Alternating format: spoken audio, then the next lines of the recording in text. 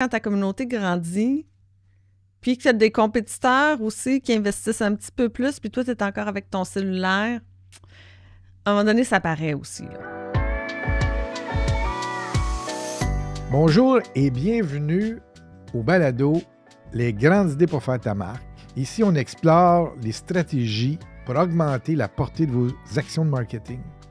Mon nom est Hermenegildo Conte. Il me fait plaisir de vous retrouver de nouveau pour un nouvel épisode, accompagné de Isabelle Vallée. Bonjour Isabelle. Bonjour Gildo.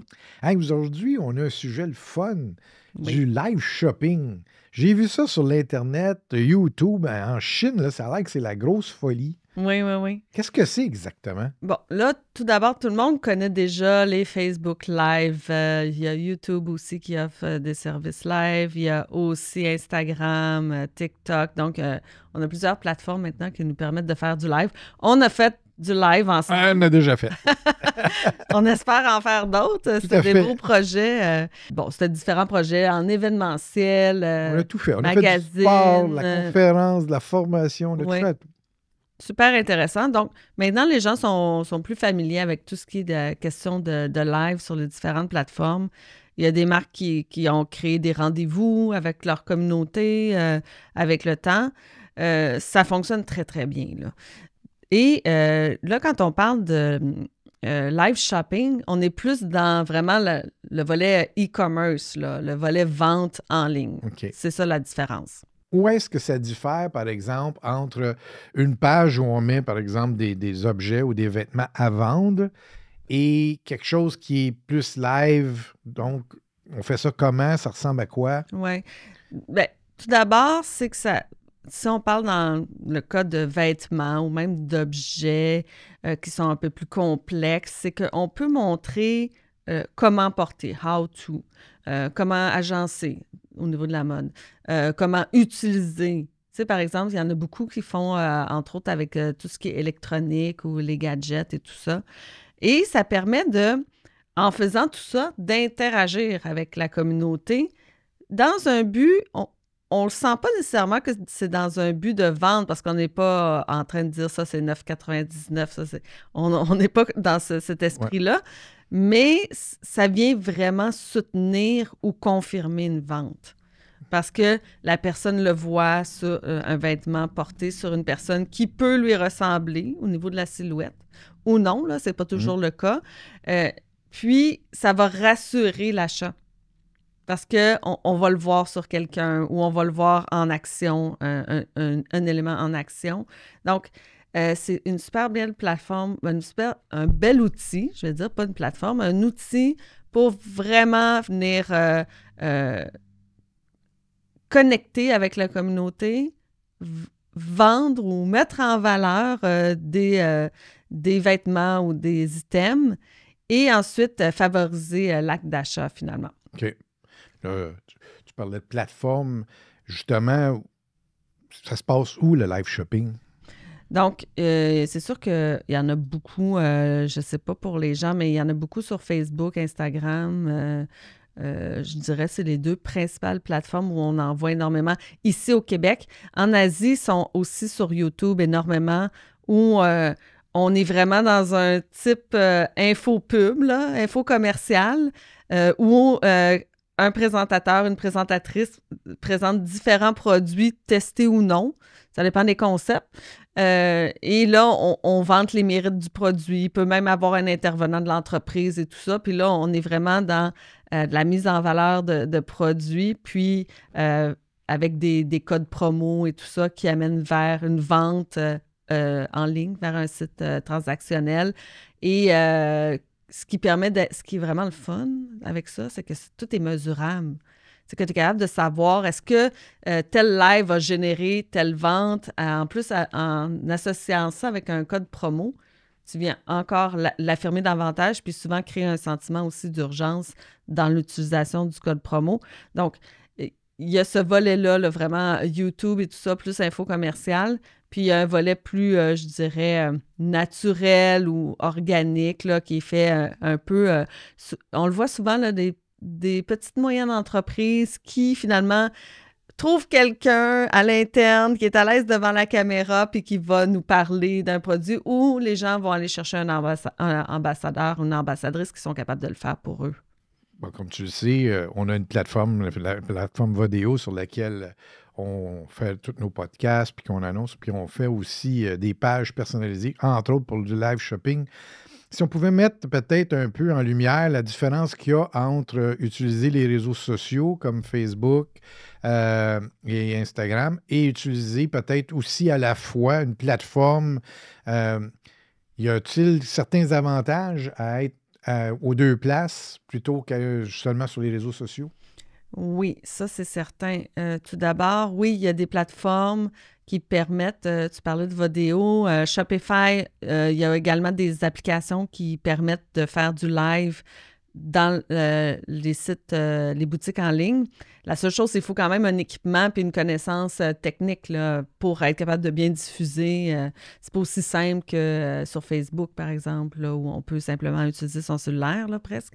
Mais donc, ce qui est intéressant, c'est que quand on le fait dans notre plateforme, peu importe laquelle on choisit, c'est qu'on est dans notre marque, on est dans notre univers, on a un chat, on peut lier des produits qui sont présentés. Donc, on est beaucoup moins loin du clic ou de l'acte d'achat que lorsqu'on est sur une plateforme de réseau social. Ça, c'est définitif.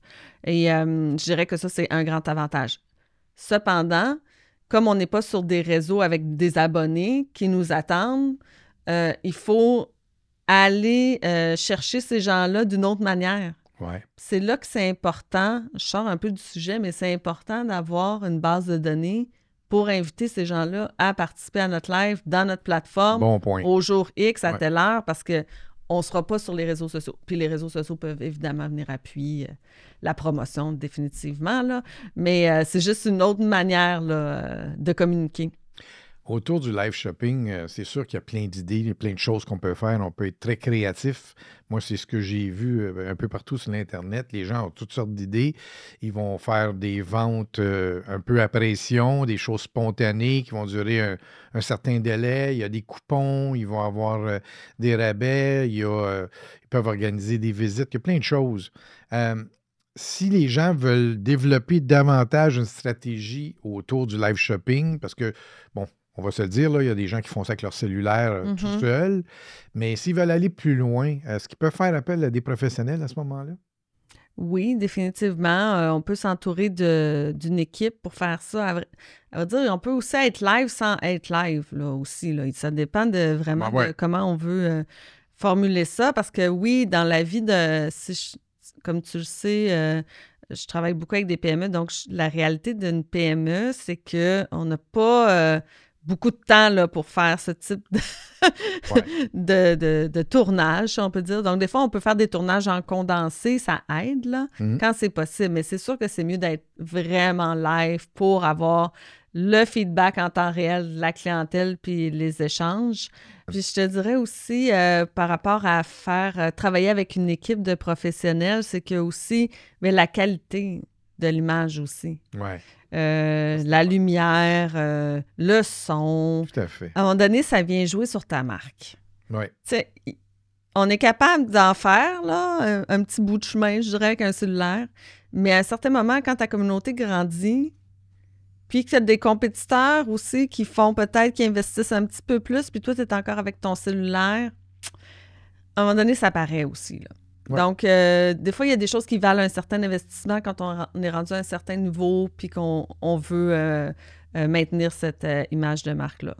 Oui, puis je pense que quand on veut faire ça de façon professionnelle, on peut même pousser ça en utilisant plus qu'une caméra. Ça peut être intéressant parce qu'on a déjà fait dans le passé des lives avec des gens qui avaient des vêtements, qui présentaient des vêtements, et ça nous permettait justement d'avoir un gros plan sur la qualité du tissu, en plus d'avoir la personne qui portait le vêtement, ce que tu peux pas faire avec un seul cellulaire. Non, puis aussi... T'as beau t'approcher, là, ça fait pas professionnel. Non, c'est ça. Donc, tu parles de multicam, mais même avec un système professionnel, tu peux aussi inscrire, par exemple, un détail sur le nom du vêtement. Des fois, les noms de vêtements sont difficiles à retrouver. Si on est dans un live, par exemple, sur Facebook, la personne va dire le nom du vêtement, mais est-ce qu'on va l'entendre? On va bien le comprendre. Après, on essaie de le chercher.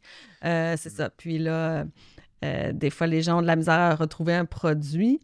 Tandis qu'avec ce type d'équipement-là, on peut quand même pousser ça un petit peu plus loin. On peut avoir des bannières, on peut avoir plein d'éléments graphiques aussi qui peuvent venir un peu bonifier l'expérience, je dirais. Là. Puis aussi donner une pause dans le live.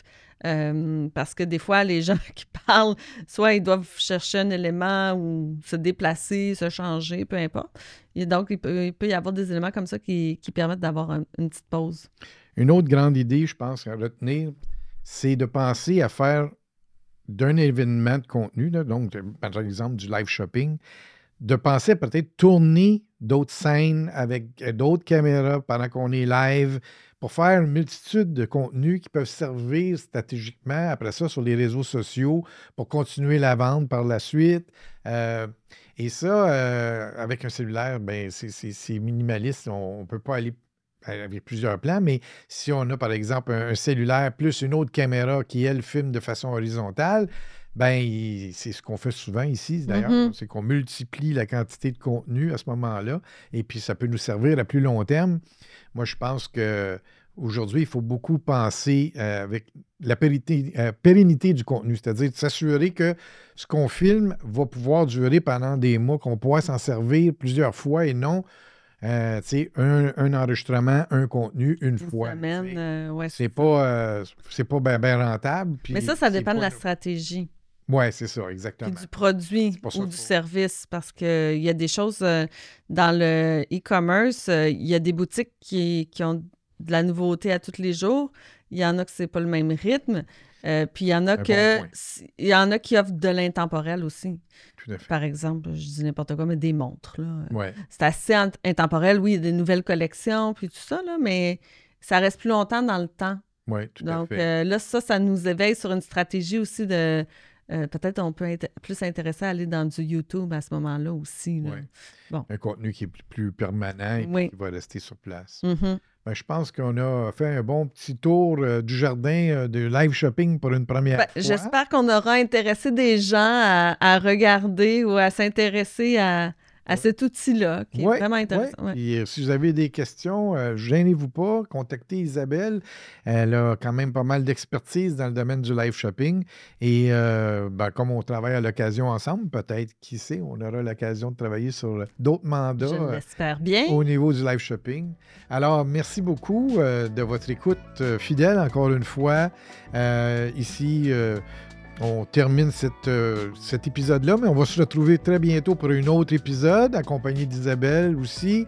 Et je voudrais vous rappeler évidemment de vous inscrire si vous voulez être mis au fait des nouvelles diffusions des épisodes du balado des grandes idées pour faire ta marque.